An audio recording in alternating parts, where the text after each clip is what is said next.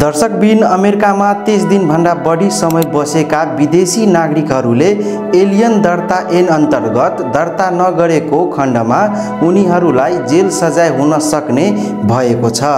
April 11 विदेशी दर्ता ऐन अन्तर्गत दर्ता गर्ने अन्तिम मिति हो।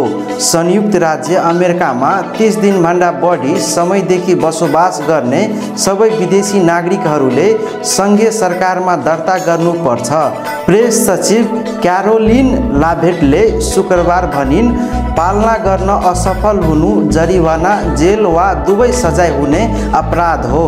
क्यारोलिनले राष्ट्रपति ट्रम्पको भनाई साझा गर्दैन् भनिन्, राष्ट्रपति ट्रम्प र गृह सुरक्षा सचिव क्रिस्टी नोएम दुवैले भने झै यदि तपाईले दर्ता गर्नु भएन भने तपाईहरूलाई पक्राउ गरिनेछ, जरिवाना गरिनेछ, देश निकाला गरिनेछ र कहिले हाम्रो देश फर्किन सक्नुहुने छैन।